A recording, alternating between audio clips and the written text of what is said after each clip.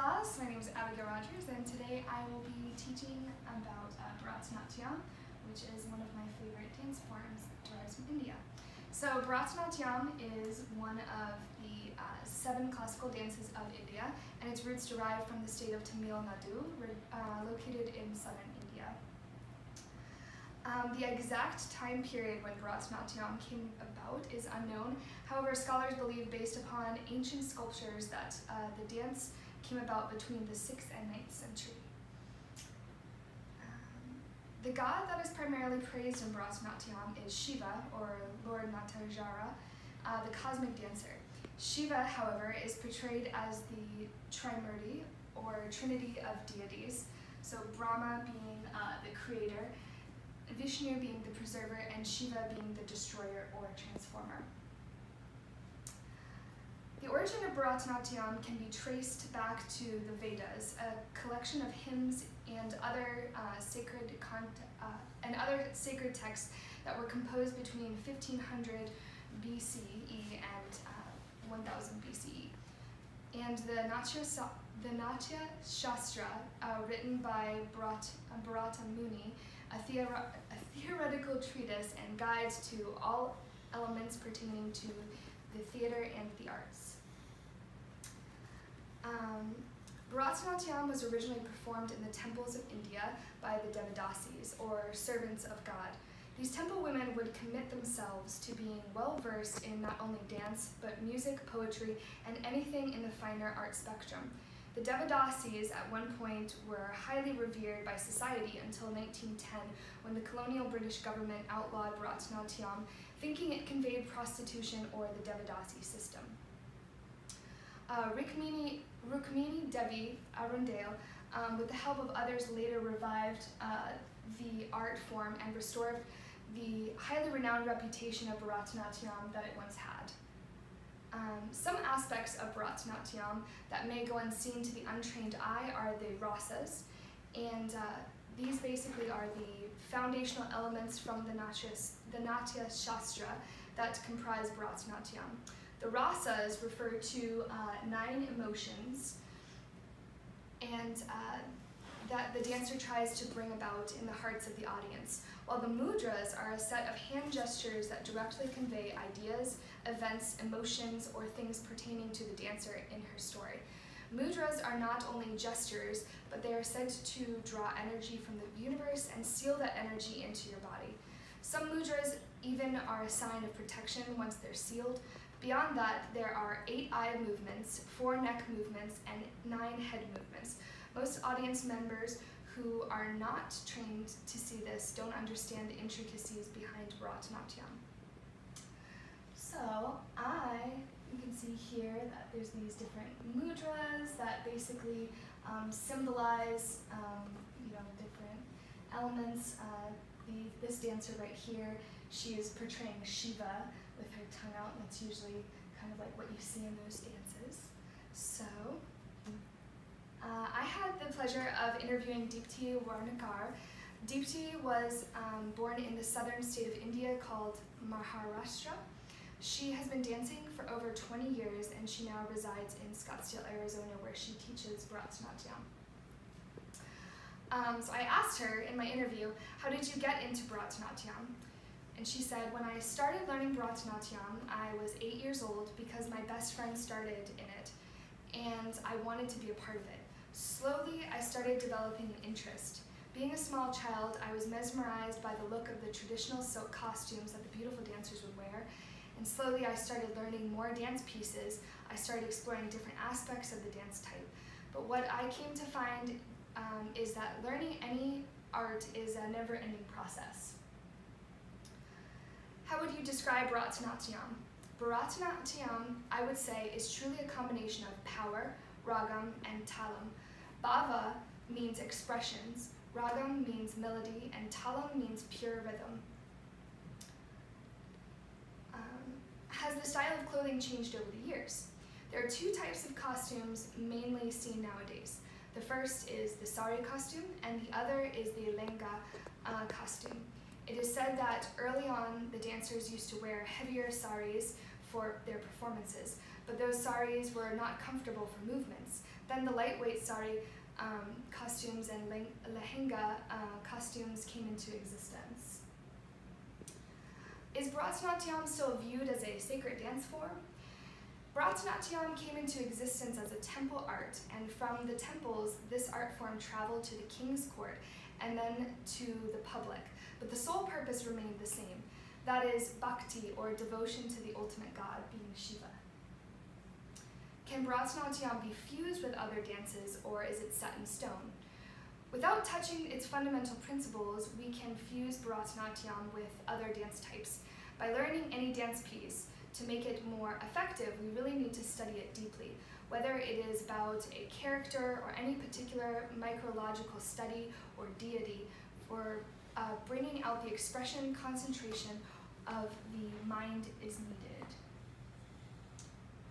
Bharatanatyam has been compared technically to ballet. Would you say that this is true? According to me, each and every dance style is unique in its own way and has its own characteristics, but the connecting link in all dance styles, whether it's Western or classical, is the rhythm.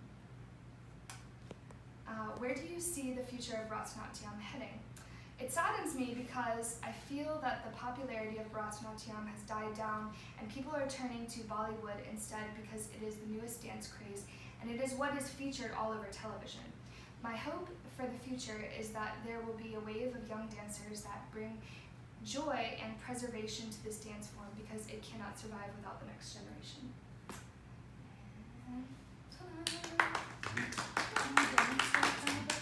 Can you demonstrate a few things? Oh, it's really hard. Is it? I mean, It's like if I was just trying to mimic it, it's like you're in a fifth position kind of, but then you're keeping rhythm with your hands, and then you're here, and your eyes have to be in one direction, your neck has to be here, and it's insane. That's why. You think it's more complicated than ballet in some ways? I think it's more complicated. Okay. Yeah, I definitely do. Just because it's there are so many intricacies. Like if you do this hand gesture, which is like for protection, it's completely different than like this hand gesture.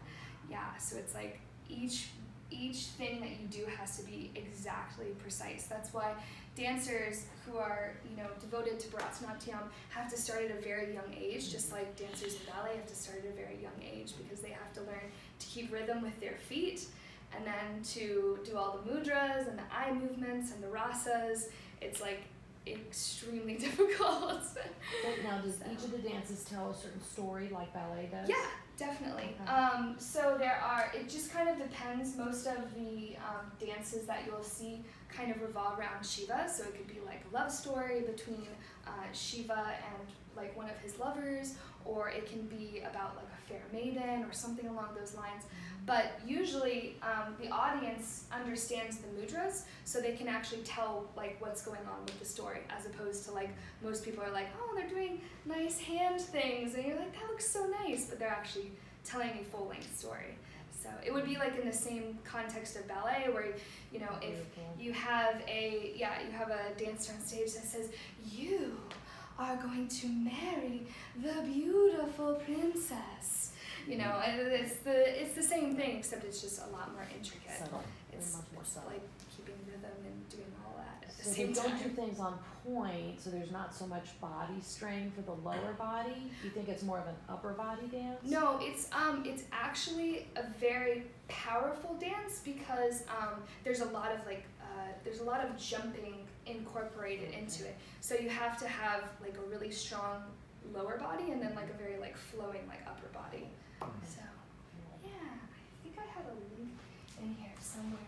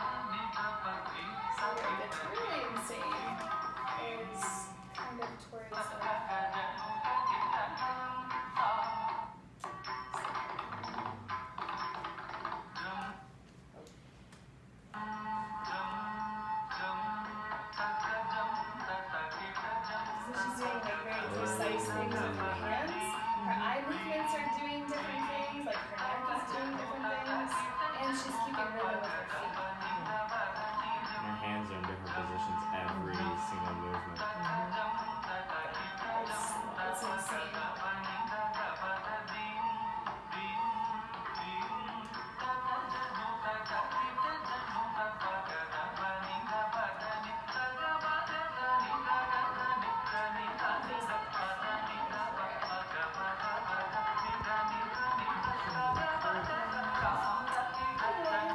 So, you can kind of see. so is there a version of this dance that could be more of a freestyle type, or does it have to be like a very rehearsed set or like a traditional?